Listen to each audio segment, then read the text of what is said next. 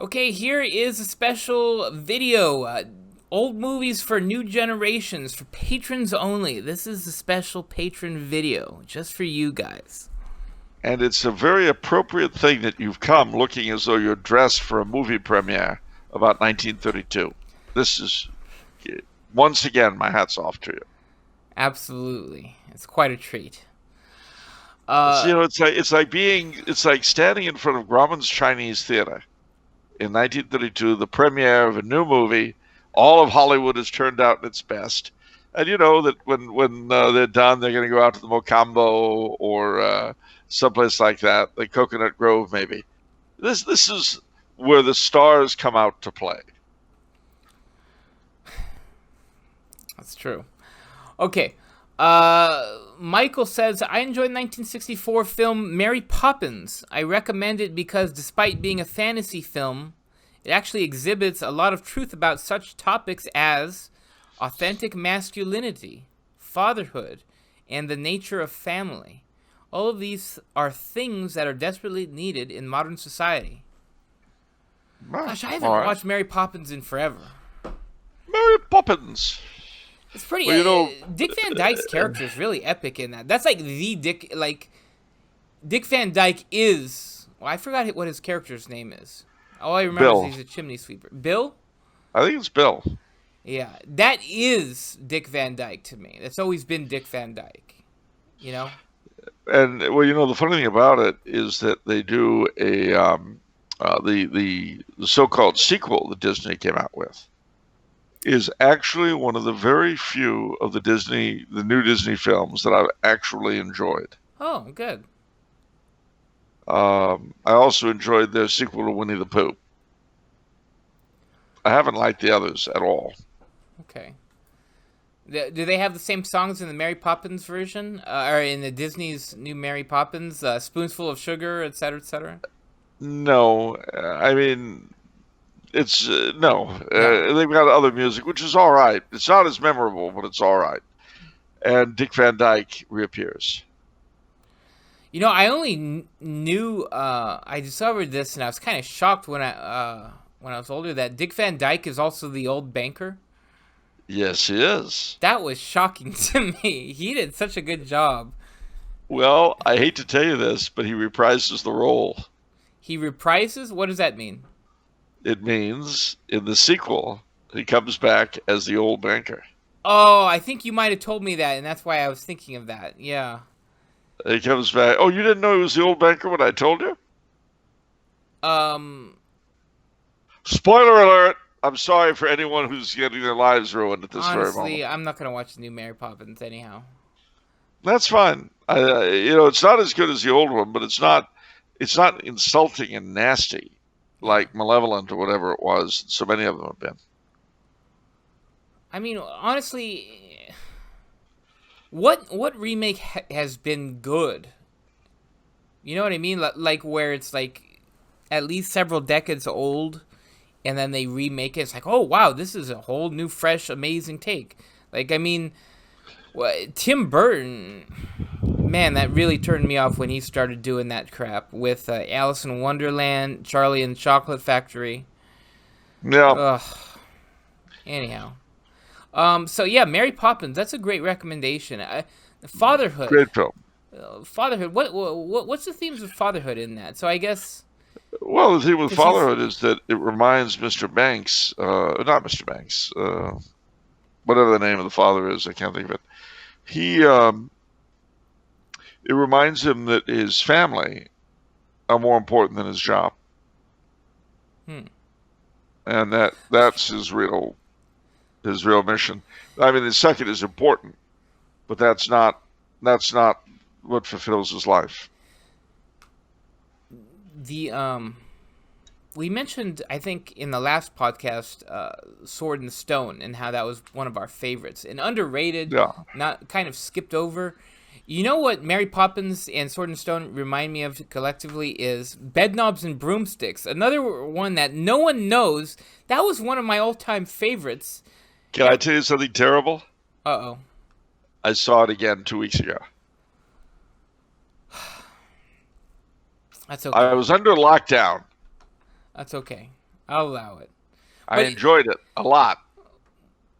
Gosh, it's been like 20 years since I seen that one. That as a child, for some reason, that really tickles your funny bone. I mean, that really does something for you. Like the knights, how the knights all become animated, like all the armor.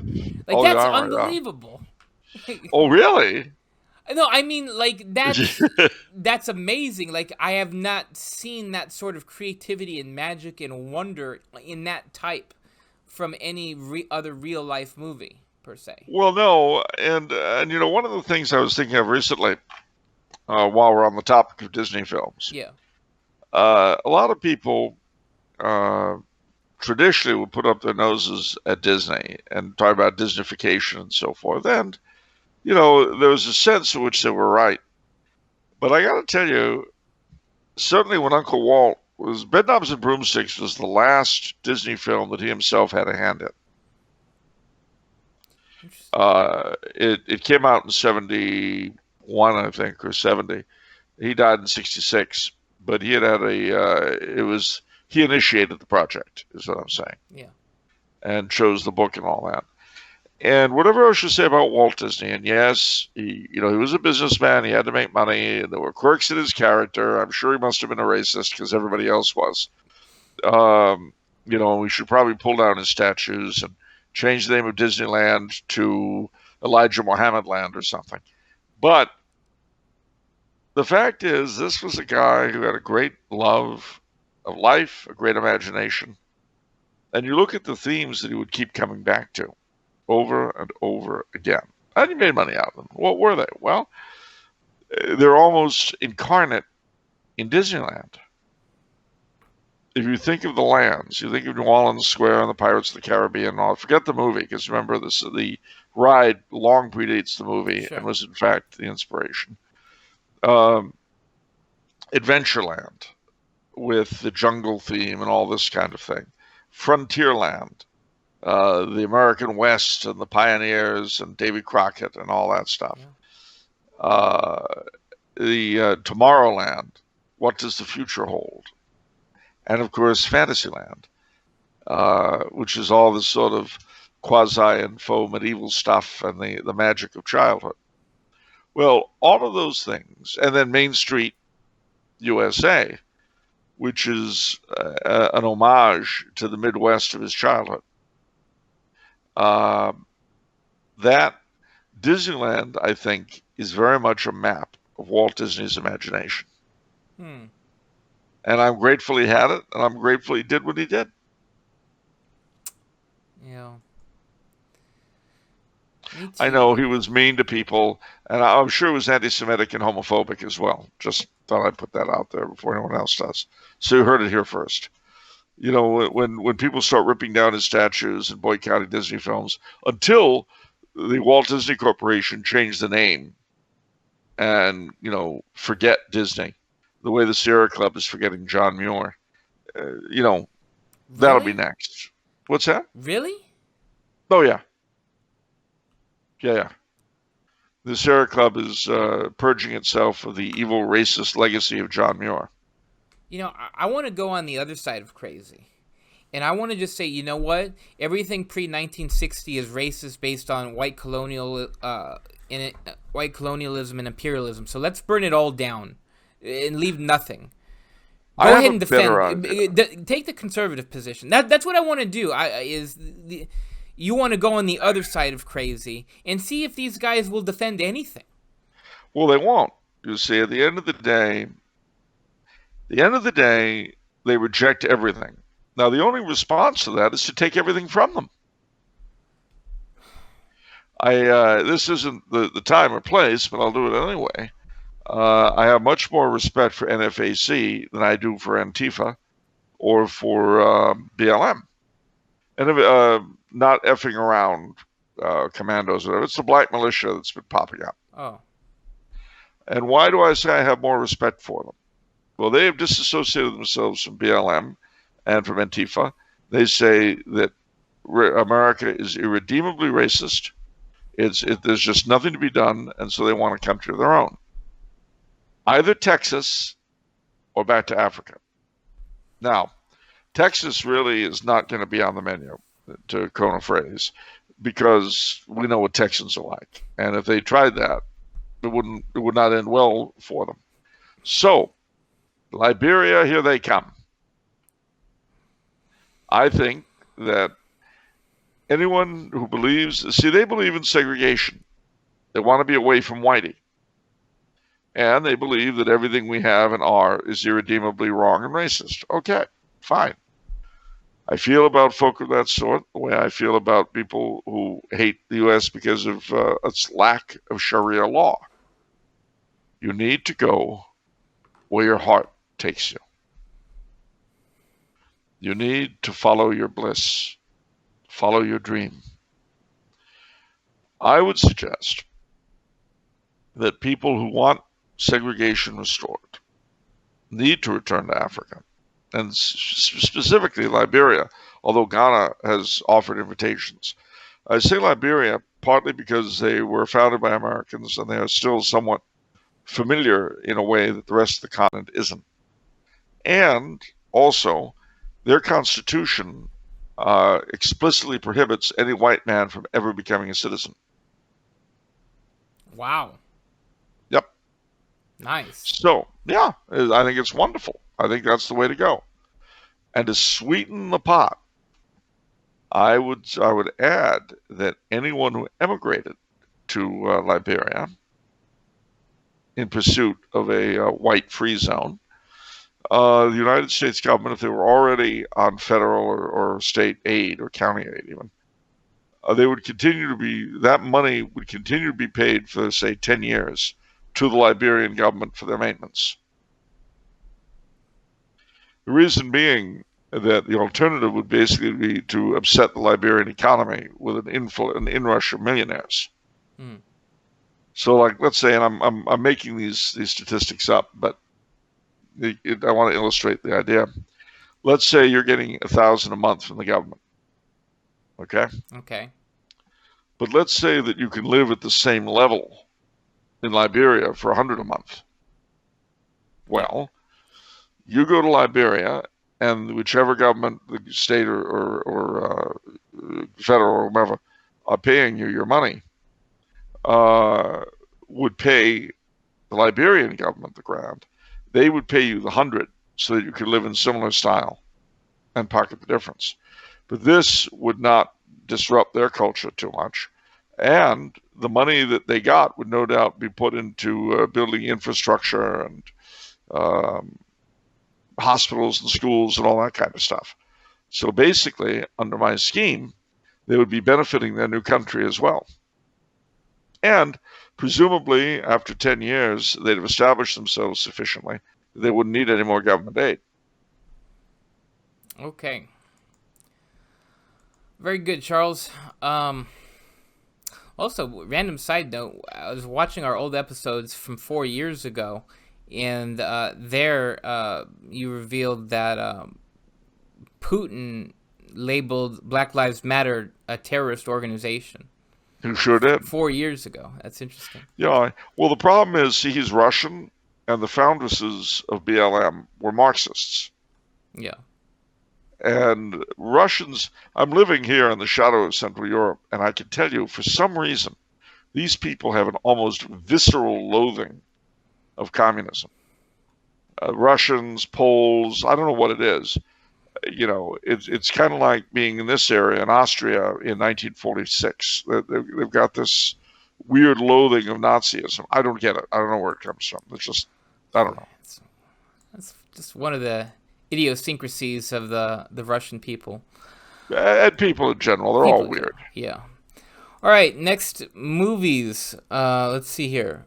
So Mark sent in a bunch. He says, I really enjoy The Agony and the Ecstasy, Becket, and Dr. Strangelove, or How I Learned to Stop Worrying and Love the Bomb. Thank you, gentlemen, for your entertaining and informative show. Agony and the Ecstasy, what is that? That's Michelangelo. Yeah, it's Charlton Heston is Michelangelo, right? And then Rex, what is it, Hudman?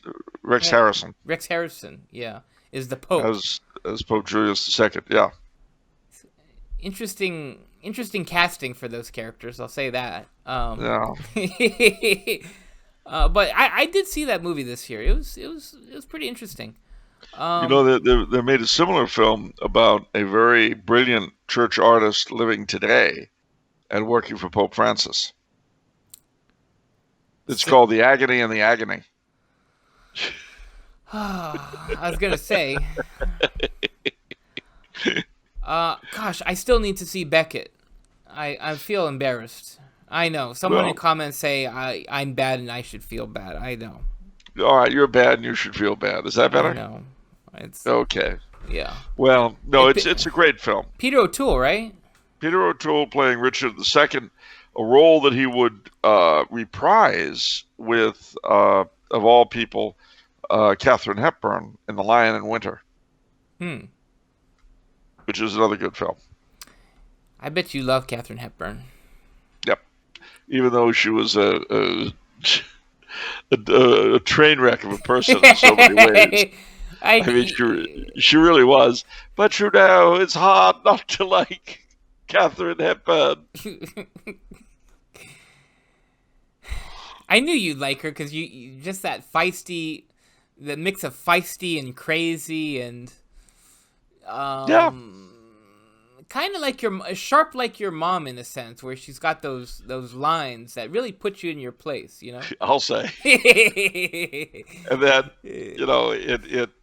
I'm not sure there was a certain amount of similarity between Mother and Katharine Hepburn. I hadn't thought of it in those terms, but that's true. There you go. Dr. Strangelove. Wow. That's a very top 10 underrated films, I think. I think that's kind of the film that everyone... not enough people know from Kubrick, to be honest. Yeah. What do you think of that film, Charles? Well, it was enjoyable. I mean, it was very Peter Sellers as Henry Kissinger, basically. It was very funny. Gentlemen, this is the war room. There's no fighting in the war room. Exactly. That's my favorite line. It's got a lot of 60s-isms in it. That kind of irony was big in those days. But it's and of course Slim Pickens going down on the bomb, waving his hat. Iconic. Is riding the bomb, the ultimate, right? The ultimate, what is it? Yankee cowboy type image. Just riding the bomb. I just learn to love it. Yeah, absolutely. Then you stop worrying. You love the bomb. It's all is well. Then of course the general goes crazy. The whole purity of essence thing. Oh right, He that boy had what you call psychological problems. And George C. Scott as the other general with the babe, the bikini babe or whatever. And that, of course, I suspect was the beginning of his portrayal of Patton. Did that come before Patton? Oh yeah. Wow. Well, what's funny is, so he was a pacifist and he was, right? Like, he was very anti-war, but he was able to portray Patton. And to me, I thought Patton was epic, and I don't think that was like a scathing portrayal. I thought that was truly magnificent. He was a very fine actor. You know, the only equivalent I could find today would be Meryl Streep and her portrayal of Julia Child, who hated her. Julia Child hated Meryl Streep. But you mean Meryl Streep hated Julia Child? No, vice versa. Oh. Well, I mean, I suppose it must have been mutual, because the reason why she hated her is that Meryl Streep was the spokesperson for PETA. Oh. She's a vegan, vegetarian or something. Wow. And Julia Child was the opposite. That lady didn't see a piece of meat or a dairy product she didn't like, especially if you put the two together. Nice. So she was very upset. Was Julia Child with Meryl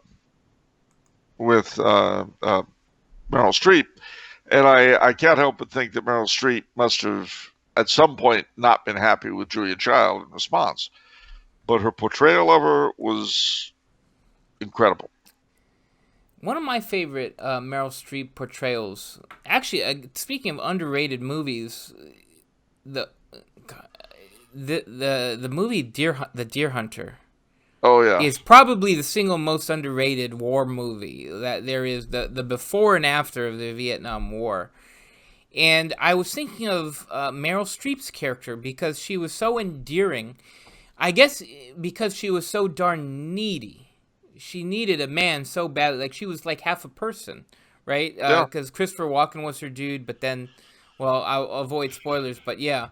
And Of course, let's face it, the fact that it's an eastern Pennsylvania setting. see, that too. Like, that, because I have so much family in Pennsylvania. I'm like, oh my gosh, this is so Pennsylvania. And the way it's shot, it's like it's an actual wedding. Like, it's like you know what I mean? Like, it's just like they just decided to bring the camera to a wedding reception. To the Kronofsky's wedding. Yeah. And that was Orthodox, right? They were, or it was really Eastern. Yeah, they were either Orthodox or Eastern Catholic. I don't remember which. But you have plenty of both in those towns. And the steel worker, like my grandpa was a steel, Bethlehem Steel. Yeah. And they're all at the steel, like, so that's special to me culturally. But anyhow, it occurred to me Meryl Streep's character, because I think that was all about independent women and, you know, being free from men. And it occurred to me that her character is probably the antithesis of what Meryl Streep was all about. Yeah, I'd all like to. and if you saw her in A Prairie Home Companion, which I saw A Prairie Home Companion, I guess when it came out in 2006 or 7, whenever it was. And very shortly thereafter, she was in The Devil Wears Prada. Now, two more unlike characters than the country western singer, howdy y'all, and the bore someone else with your problems, Ice Queen of The Devil Wears Prada. I cannot imagine. Yeah.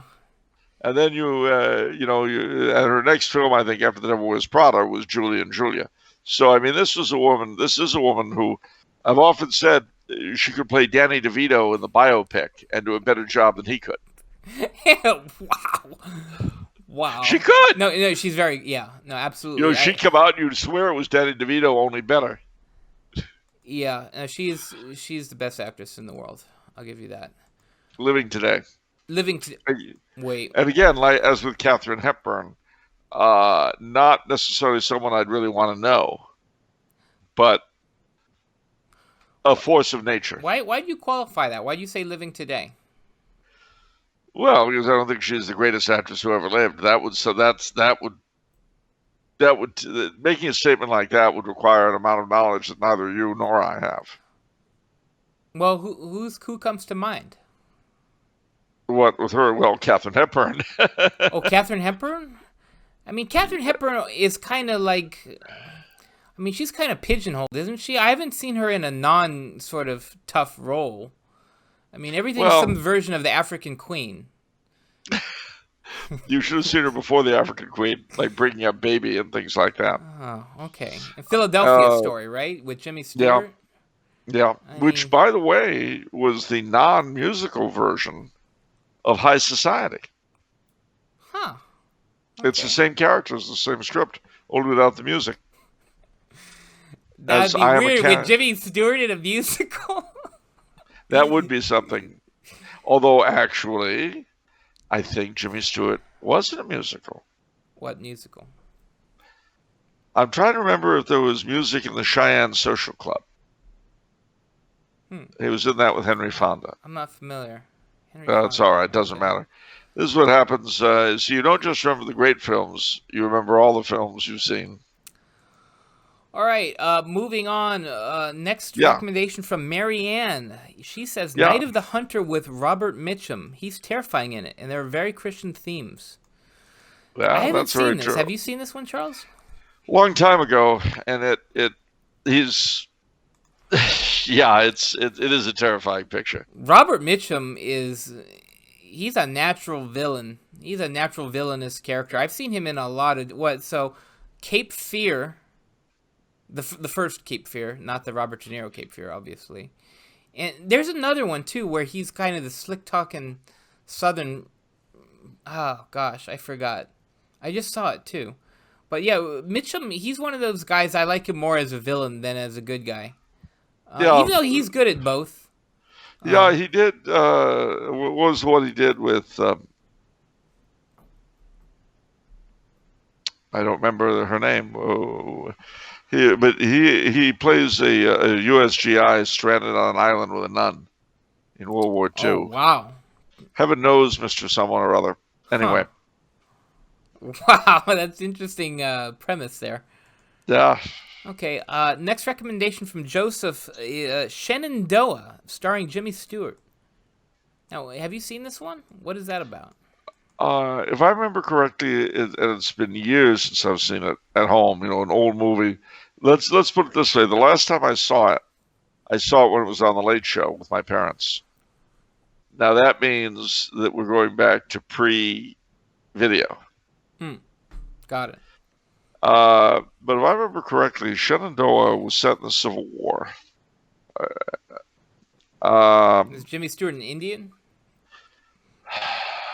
God. That'd be something. I don't remember. Or was that something else? He plays a. I think it's set in the Civil War. He's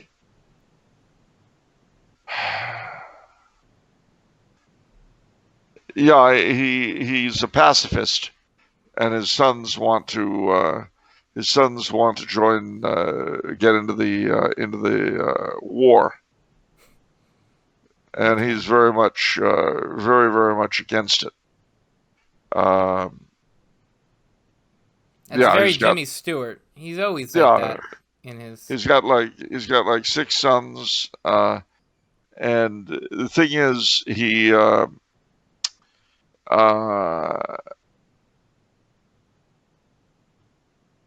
religious but bitter, and he doesn't have any slaves, and he doesn't want to lose his sons. He makes sure they go to church every Sunday, but they're always late. And he kind of blames God for taking his wife from him. And he says he doesn't want anything to do with the war because it says it doesn't concern them. And he doesn't want to lose his sons the way he's lost his wife and so forth. Okay. Byron and Naomi say, we're looking forward to the movie episode. My wife and I would like to hear you and Charles discuss The Big Country, starring Gregory Peck. Wow. Just that title and Gregory Peck makes me want to see that. Well, it's a Western. And again... Wow, Gregory Peck did more than one Western, because I saw... Yeah, I'll say. So obviously, okay, well, let's first things first. Gregory Peck is Atticus Finch. Yes. Period. Well, yes, he is. And that's all there is to it. But I love Gregory Peck in like every single movie. What is it? I've seen him in so much. I think Guns of Navarone. One of the sneaky favorites, the other Western I saw him in, was The Gunfighter. And that is a very interesting movie where he plays this gunfighter. He's like the fastest draw in the West. But he doesn't want to be the fastest draw in the West. It's all these people keep challenging him, and he keeps being forced to defend himself.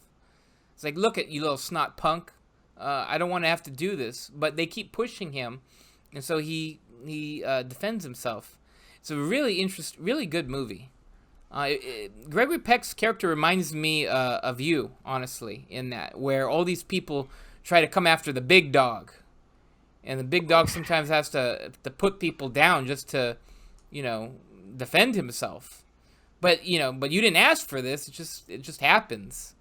And that movie, because one of the beautiful things about Turner Classic Movies, they always give you wonderful background of it, and apparently that was written based off of Bogey, where he'd be Sure. at a bar, and these snot-nosed little punks would always try to show him up. Which, yeah, and it gets very tiring. Believe me, Yeah. it's a little bit like the oh gosh, the guy that sang El Paso, Marty Robbins, had a song called Sundown, about this old Texas Ranger Yeah. who had been renowned as a lawman, but now he's very old and he's retired. And this gunman comes to town, this young guy, says, "Call me Sundown," because he only meets people when the day is coming down and he's got his back to the sun, so the sun will be in their eyes. And that's, so tell him a killer's come, and they go to get the old guy and tell him that this fellow has come to kill him, basically. He says, "I'll meet him anytime he likes. I've never run from a fight, and I'm not running now."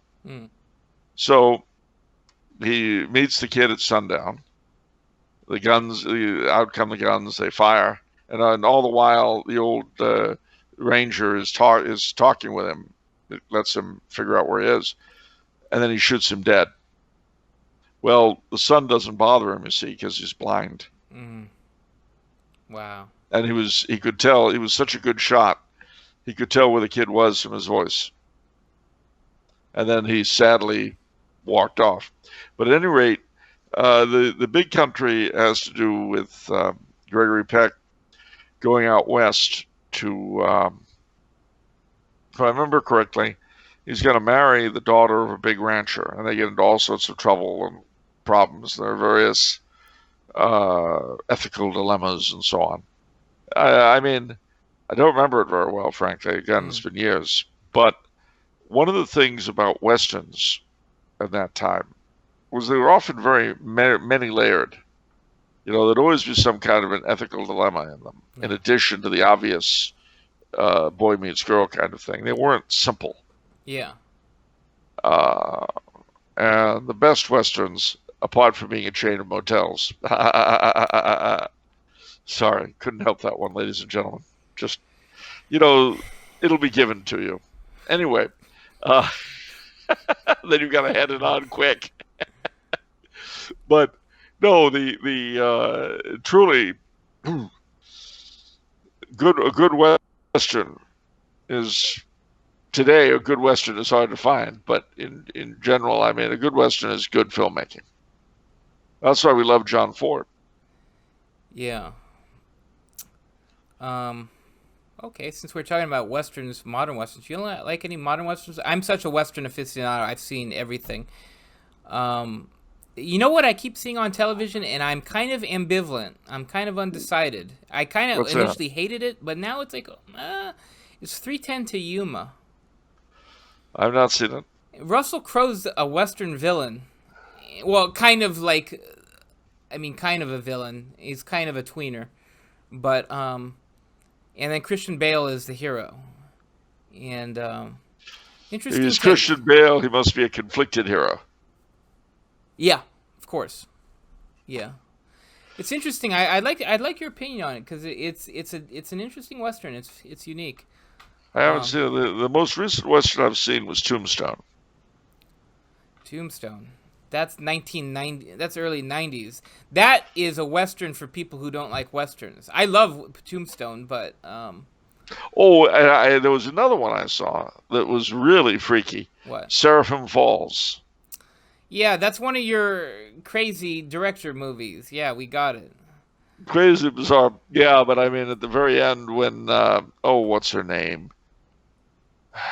Angelica Houston shows up as the demonic medicine show lady. I don't know what that's supposed to mean. I kind of looked that up, actually, because that was so crazy. Yeah. Demonic medicine show ladies? No, because I think you've talked about this movie before, and I was like, gosh, I have to look that up. It's pretty weird. Yeah. Okay. Also, Gregory Peck was great in Roman Holiday with my girl Audrey Hepburn. And Keys of the Kingdom. Keys of the Kingdom, interesting. I have to remember that. Plays a Catholic priest in China. Oh. Wait, he's played a Catholic priest several times then. Yeah, he was a Catholic. The Scarlet in the Black? Yes, He was that was he. Catholic priest. Yeah. Wow. And you know where his ashes rest today? Where? In the crypt of the Raj Mahal. I was going to guess that. So he was Catholic, right? Yeah, well, he was buried in the cathedral. Yes. No, he was Catholic though, right? Yes. Was he really Catholic, or did he just? Yes, no, he really was. Okay, you scared me there for a second because he was actually a practicing rabbi, but Cardinal Mahoney took his money like anything else. Okay, there we go. No, he was Catholic.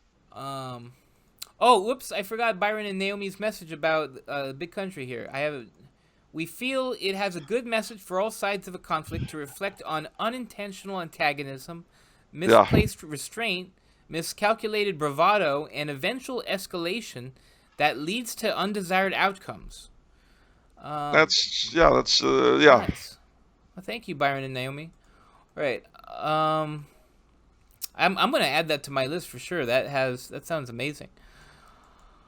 Okay, Marlon sends in Andrei Rublev. You know that one, Andrei Rublev? I've heard it, but I haven't seen it. I've heard of the name, but I haven't seen it. And one we all know, A Man for All Seasons. Ah, yes. What can we say? I mean, I feel like it's obligatory. I mean, that's like top 5 like overtly Catholic movies for me. I mean, what can you say about that? It is. It's a great film, but of course it was taken from a play of the same name. And in the TV version, with Charlton Heston as St. Thomas More, I know, they did something which I really, really liked, which they didn't do in the regular movie. The character who keeps recurring, he's sort of an everyman. He's Thomas More's steward. He's a messenger. He's this, he's that. But it's the same person filling different roles. At the very end, he explains what happened to everybody. How Richard Rich died, how this one died, how that one died. It's all various terrible things. But he's everyman, you see. Yeah. And so he says, and me? Oh, well, I died in my bed, as I hope shall all of you. I really stuck with you. Oh, gosh, yes. Yeah. Because it's the implication that while these people were being good or evil, the rest of us are the lukewarm. Which is very true. Yeah. Yeah. And one thing I do love about the portrayal in both of St. Thomas More is the idea that his great line, "If I can take this oath, I will." Yeah. In other words, which is actually interesting because that's a reluctant martyr. Yeah. He didn't set out to be a hero. Yeah. It's interesting because you have different saints doing that. Like Saint Francis actually wanted to be a martyr. Saint Anthony of Padua set out to the Holy Land, and he wanted to be a martyr. And the ironic thing is they weren't martyred, even though they wanted. No. I mean, someone like that would have gone up to King Henry and said, "Now to you, not the head of the church. Ha! You're not even in it now, moron. Drop dead." It's funny, though, God has plans. The people who want to be martyred aren't martyred. The people who don't want to be martyred end up being martyred. It's interesting. Well, the thing is always the case with him. There was a line beyond which he could not go. Yeah. And the king, unfortunately, pushed him beyond that line. Yeah. Oh, gosh. It made a big impact on a generation of moviegoers, though. A Man for All Seasons. Yeah. Yeah, Paul Scofield. Yeah. That won every Academy Award there was to win. I'm pretty sure that cleaned up. See, nowadays, I don't think that'd win a single award. Because no, I don't think it wouldn't be made. It wouldn't be made. so many movies where you just can't make that movie anymore. Well, it's because it's all racist. Yeah. And where's the black guy? Where's the I black was guy just in that going to movie? say, there's not a single black character in A Man for All Seasons. Oh, man. Not one. And there are a ton of them in Zulu.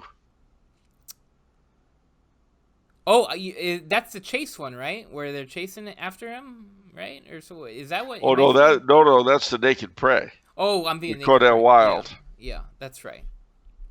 Yeah. Oh, Zulu. Okay, well, boy, that's racist, Charles. All right. Well, yeah, portraying the Zulus as black. Yeah, that's racist. All right.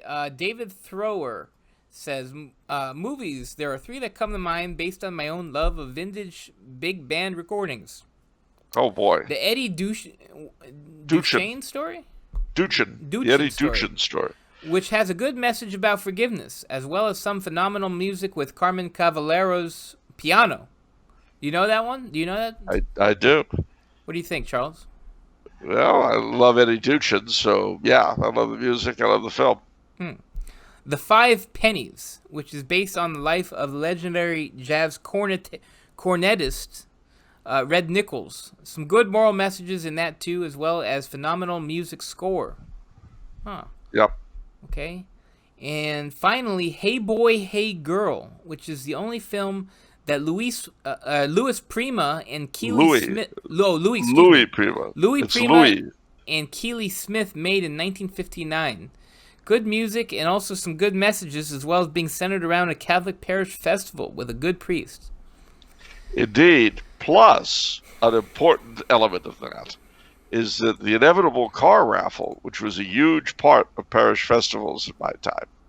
The car being raffled off is a bright, nice new 1959 Edsel.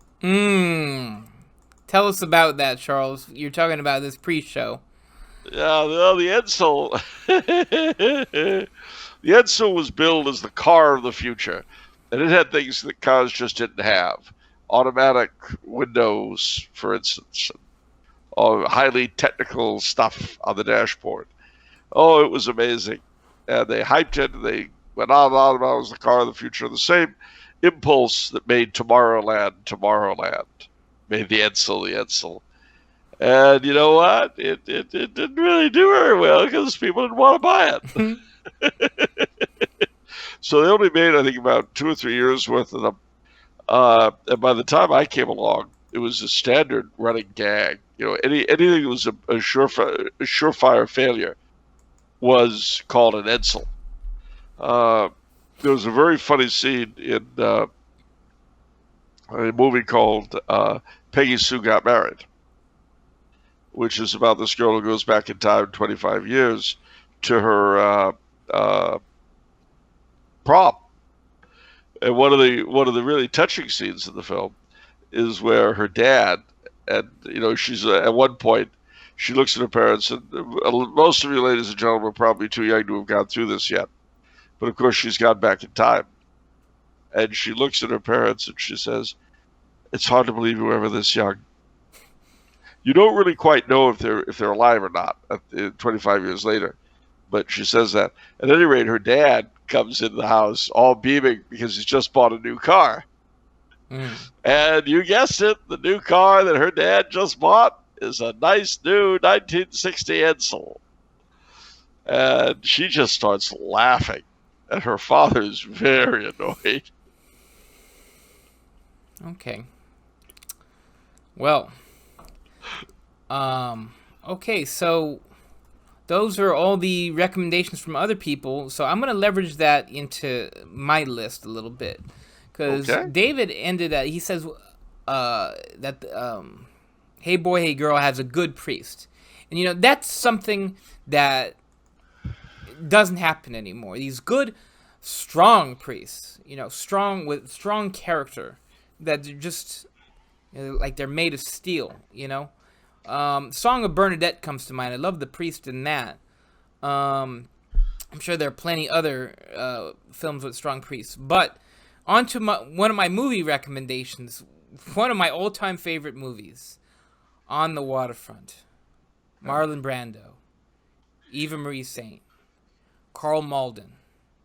Oh gosh, this movie is just so decadent and so good.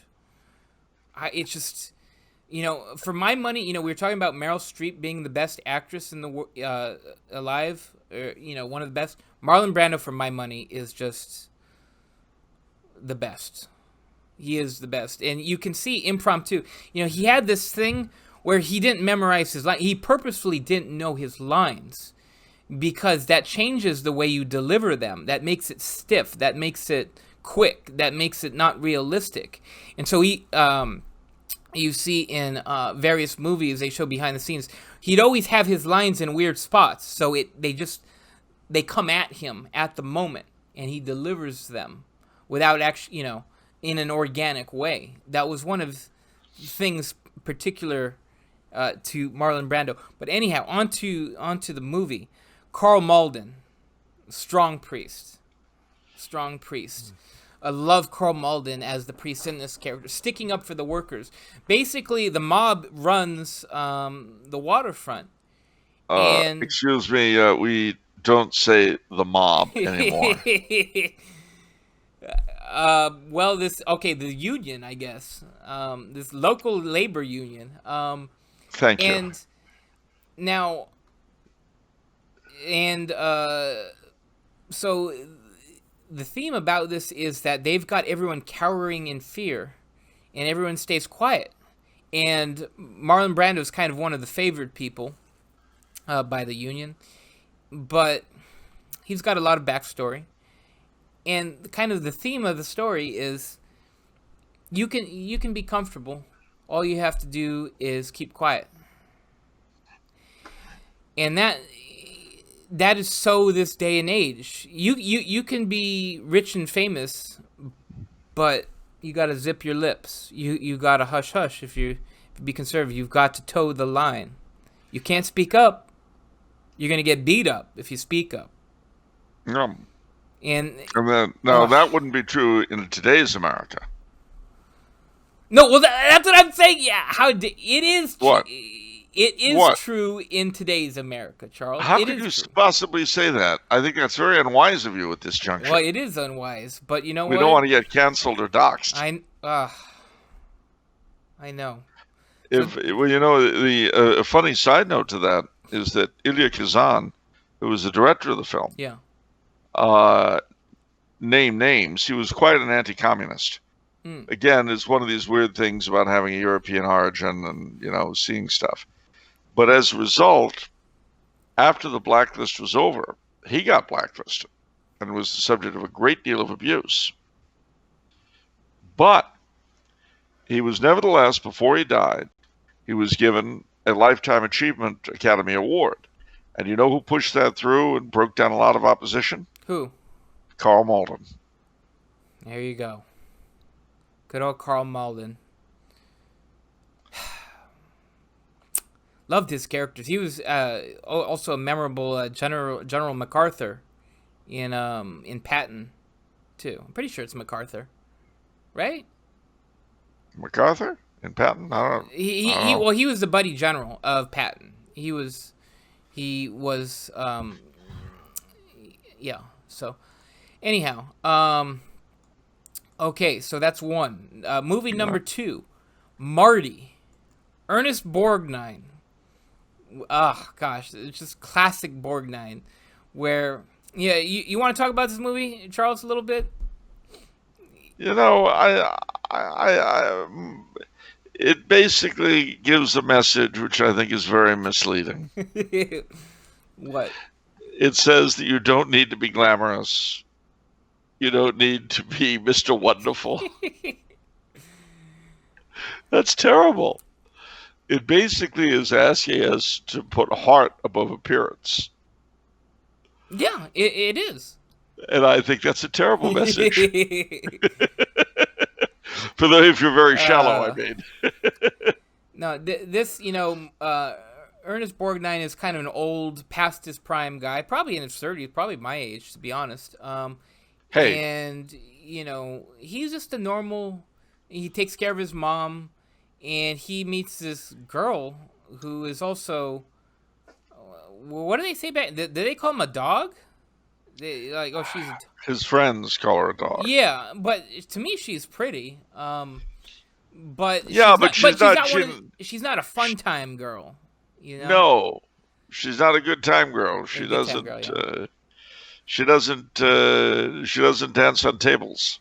Yeah. So it kind of shows it's okay not to be in the cool crowd, and you do your own thing, and you find your way.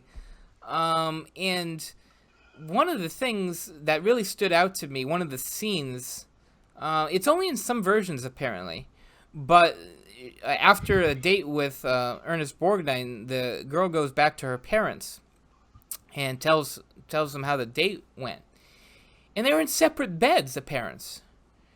And I was like, Mom, I was watching with my parents. I remember asking Mom, I was like, Mom, why are does that make sense to you? Why are the parents in separate beds? Like, aren't they married? Oh, in those days, they were always portrayed in separate beds. Yeah. And yeah, that's what my mom explained to me. It's scandalous to be in the same bed. They couldn't do that back in the day. They couldn't do that. How far have we come? Dick Van Dyke and Mary Tyler Moore had separate beds in the Dick Van Dyke Show. Wow. I mean, how far have we come from that? We sure have, in every way. In every single way. That's unbelievable. Anyhow, okay, so that's Marty. As I said, I think it's a terrible message. It gives people who aren't part of the cool crowd the idea that they may have a value all their own. Well, what? I mean, look, if you're part of the cool crowd, and I speak from experience, then what do the lives of other people matter anyway? That is so true. See? All right. And other demented beliefs. Another movie. Now, this movie I came across, I only saw it maybe 5 or 6 years ago for the first time. And I came across it because it was so highly ranked on IMDb. And I looked at it and I was like, how have I not heard of this movie? Hello. But it's 12 Angry Men. Yeah. Henry Fonda. This movie has never been on TV. I've watched TMC and back when I guess AMC would also play old movies. We've watched it so long, and this was never actually on television. And so I had to go out of my way and watch it through Amazon Prime or whatever.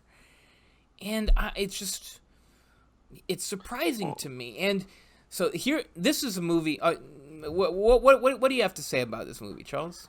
Well, firstly, I think it's a good thing that it's been virtually suppressed.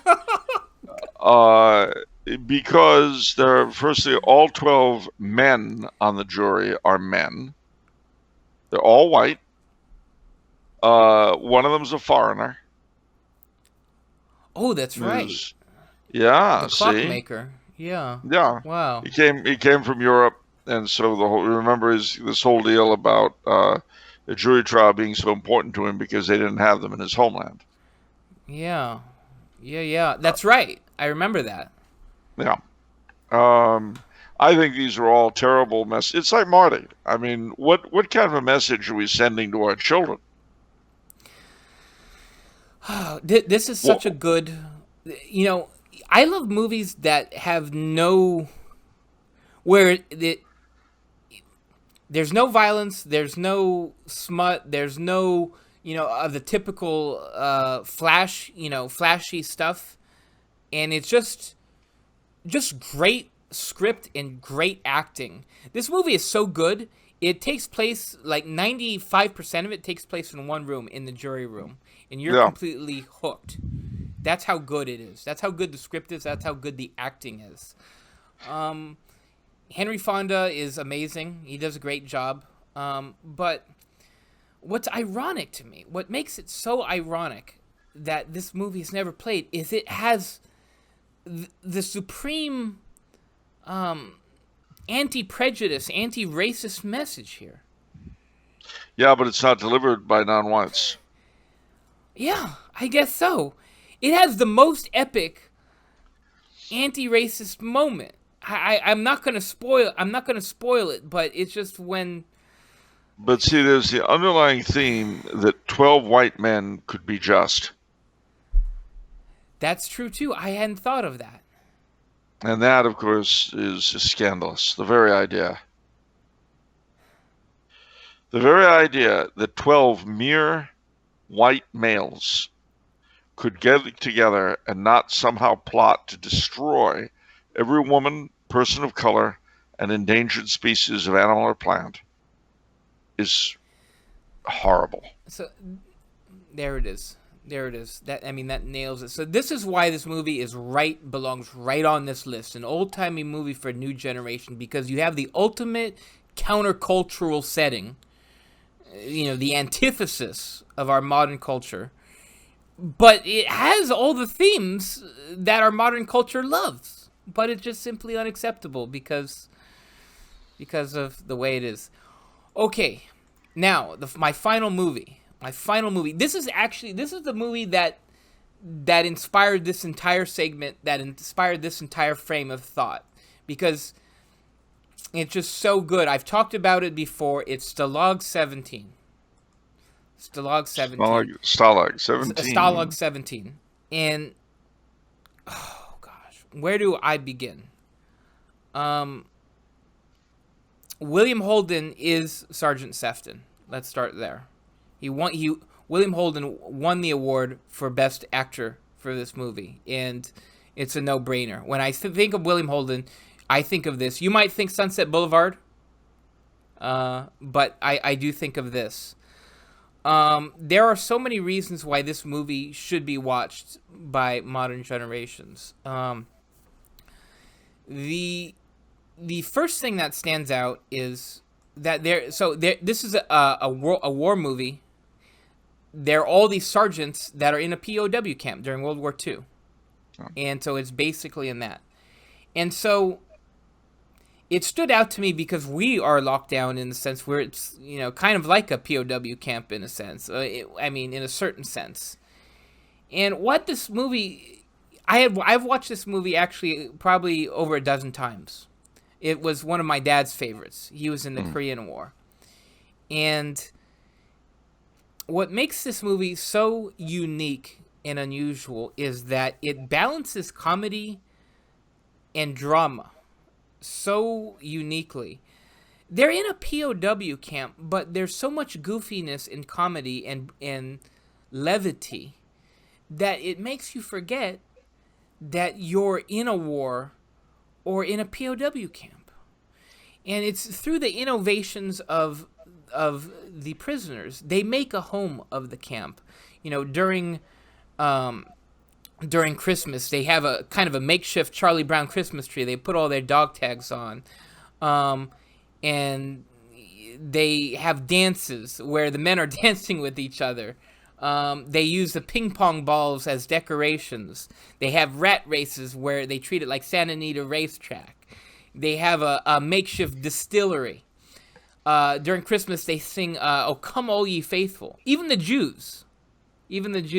Everyone were different religions, but for some reason, no one was offended from singing "Oh, Come All Ye Faithful" during Christmas time. It's hard to imagine a member of that generation in a POW camp getting very offended. And so what stands out to me is they made the best they could, and it's a testament to the toughness of the greatest generation. They're so tough that they're in a POW camp and they turned it into a comedy. That's how tough. Well, they certainly, my dad was a tail gunner, as you know, in World War II. Yeah. And he had uproarious stories to tell about Army life. And, you wonder where I get my crazed sense of humor. I get it from my dad. And mind you, he had a very good sense of humor anyway, but it certainly was sharpened by his experiences during the war. Hmm. Yeah. GI humor was a thing back then. And there's just, there's so much, but what I love, what makes your heart burst is that you've got different characters, but in the end, they serve the country at the end. Even though William Holden's character is an enterprising, selfish prick, in the end, they're united. You know? His country first. I'm getting teary just thinking about it. But, oh, gosh, such a good movie. And perfect for our time when we're locked up. Everyone's moaning and groaning, including myself. And you just look at, you know, these people in POW camps. I had actually several uncles who were in POW camps in World War II, actually. Uncle Joe and Uncle Johnny. Yeah, and they talked about the tremendous fraternity among that band of brothers in the camp. You know, there's a bond that us civilians, you know, it's like the hobbits coming back from the Lord of the Rings, and they have this look on their face that the rest of the Hobbit people don't have. I think that's perhaps what it's like. I can't imagine, but there's a certain fraternity there. Okay, so Charles, your turn. Let's hear your rants about your movies. Well, I have 75 of them. Carefully chosen. What? No, I'm not going to do that to you, much as I would enjoy doing it. We would love it. I have to say, I love film. I love cinema.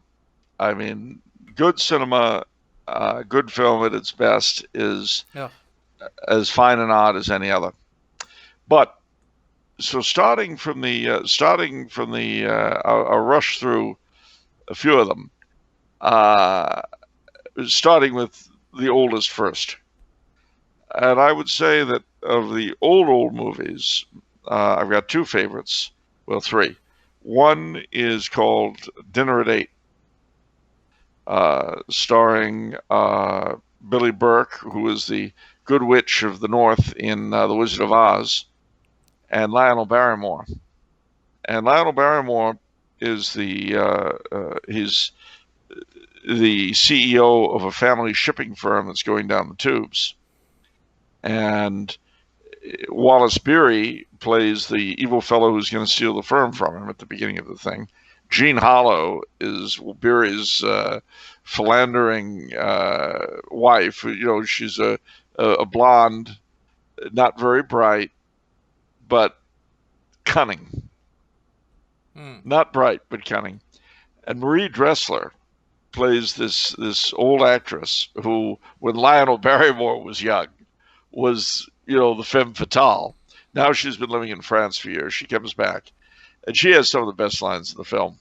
Like at one point, she says, you know, that the young are so sure about everything, but then there's death, and that's something not even the young could do anything about. It's filled with lines like that. It's got John Barrymore as the washed up Hollywood actor. I mean, it's a great film. And it also, Billy Burke, all she can think about is this big dinner she's putting on. And she doesn't notice her husband's company is going to hell. Her daughter is floozing around with this actor. And she all she cares about is having this dinner absolutely perfect and correct. And in the end, it is. Wow. In the end, everything works out. Wow, talk about gender roles. Oh, this thing is nothing but gender roles. I'm offended. I mean, a domesticated housewife and she's just cooking? Not just, well, no, she has a maid to do that. And you can guess the color of the maid. The maid's white. Oh. And you see how offensive that is. Oh, okay. And if she'd been black, it would be offensive. Wow. Either way, it's offensive. Even having a maid's offensive. So that's Dinner at 8. It came out a year or two, perhaps later. It was around the same time. Another fine movie, again with John Barrymore, called Grand Hotel. Set at the Grand Hotel in Berlin, where all sorts of extraordinary things are happening. And this has Greta Garbo as John Barrymore's love interest. Well, you know, Both of them were known as the Great Profile. And there's one scene we've got the two of them almost nose to nose, profile to profile. Who will triumph? But it was it's a really, really wonderful film. Well, again, with all sorts of side things going on. Moving forward a little bit in time, in terms of time, the 1938 version of Christmas Carol with Reginald Owen, which to me is the gold standard of Christmas carols. And then I would say, I mean, there were so many of them from that time, but I think I'll just pull one out, and that was Lionel Barrymore again in On Borrowed Time. He plays an old man who manages to trap death in a tree, and so no one's dying, and that brings problems of various sorts. Also, in the same period, Death Takes a Holiday, similar theme, where Death decides he wants to find out what it's like being human. And he goes to a very wealthy party of that era, falls in love, etc. Meet Joe Black was the remake with Brad Pitt, and believe you me, it's nothing like. I've seen that. I hated that movie. Well, with good reason. So see the original Death Takes a Holiday. And I've got to mention Dracula. Dracula, of course, is the epitome of the elegant vampire. I mean the 1931 version, none of the remakes. Bela Lugosi is literally mesmerizing, hypnotic, as you might say, as Count Dracula. So, if I were to go forward at all in time, I'll say 4 more and then we'll drop it. Okay. I would say my favorite film of all time came out in 1971. It was called, or 70, it was called They Might Be Giants, with George C. Scott, Joanne Woodward. George C. Scott is a judge who goes insane and thinks that he's Sherlock Holmes. Joanne Woodward is the psychiatrist who's got to cure him, who happens to be named Dr. Watson. Okay, cute. Yeah, and they have a lot of adventures, but the ending leaves you wondering what's real and what's imagination. And but there are 2 versions, one of which was cut and leaves out an hysterical fight in a supermarket. So if you see it, go for the longer version, not the shorter version. Okay. I would say, let's see, that gives me 3 more. A Disney film, which made a big impact on me when I was a boy, and I'm still very fond of it to this day, Kidnapped. Kidnapped, where, oh gosh, I can't remember his first name, MacArthur. He played Dano in Hawaii Five-0. And Peter Finch plays Alan Breck Stewart. So it's a story of the time after the Jacobite Rising in Scotland. And just wonderfully done film. It was from a great book by Robert Louis Stevenson. Let's see, puts us down to 2 more.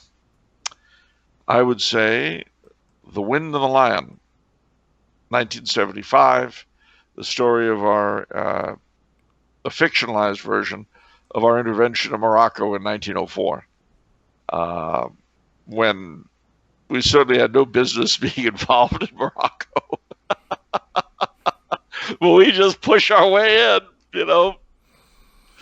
And then the last I will mention, 1991, I take it forward, The Rocketeer, again, Disney.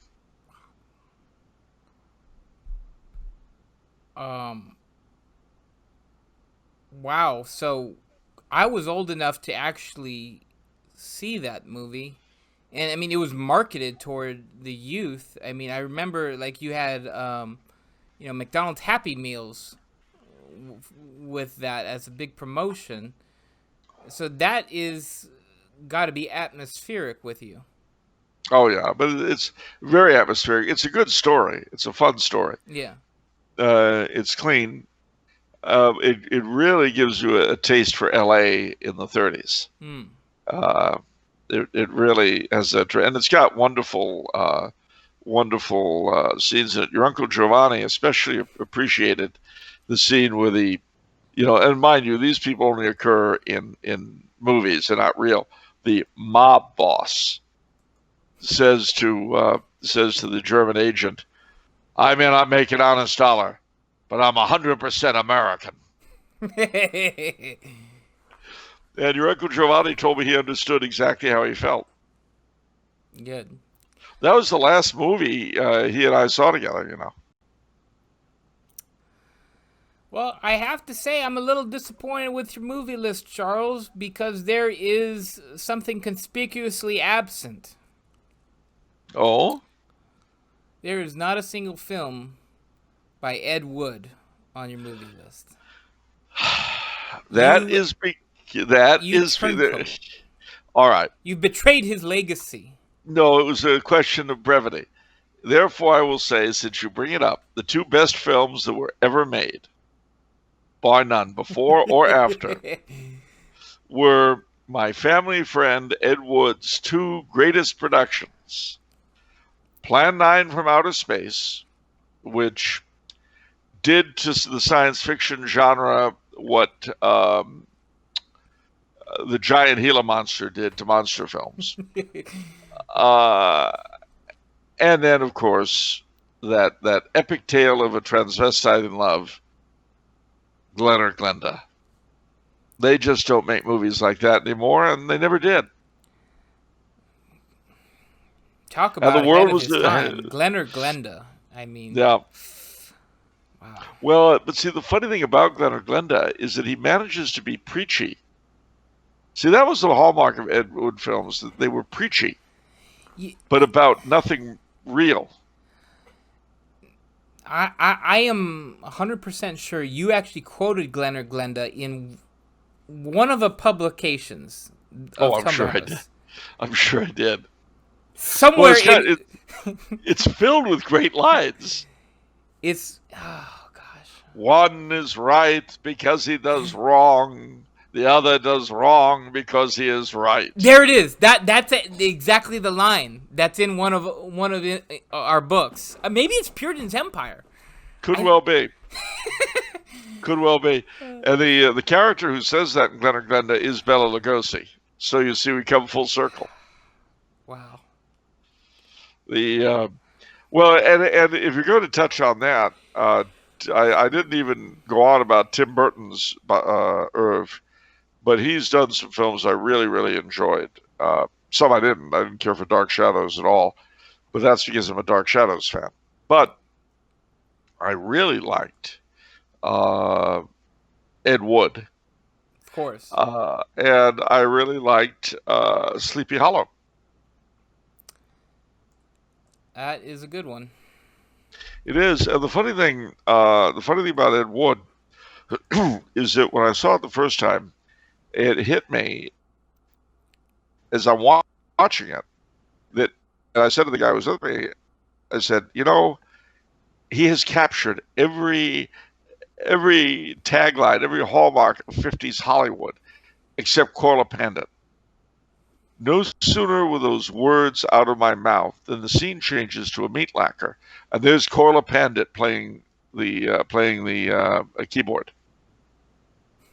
The man himself, he's very old by that time. Yeah. It was Corla Pandit, and I thought, okay, but I had no idea he was going to be in the film. Wow! But it was so captured that era. I thought the one thing it's missing is Corla Pandit. Nope, no, it's not missing Corla Pandit. He's there, moron. Tim Burton knew what he was doing. I found out in an interview with him, he was raised in the San Fernando Valley.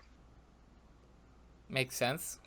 Well, it does, because that Baroque imagination of his first got started in long bus rides through the valley going into town. And I did precisely those same rides when I was a kid. And they had the same effect on me.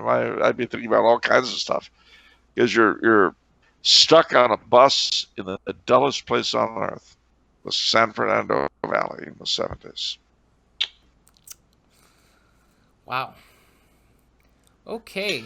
Well, we better cut it short there. It's over an hour long. I hope you guys have enjoyed this. We still have the pre-show and the full episode of film yet. So here, wow. Yeah, this is lagniappe. This is an extra, unexpected deal for you guys, and I'm very glad you dressed as though you were coming to a premiere. Thank you.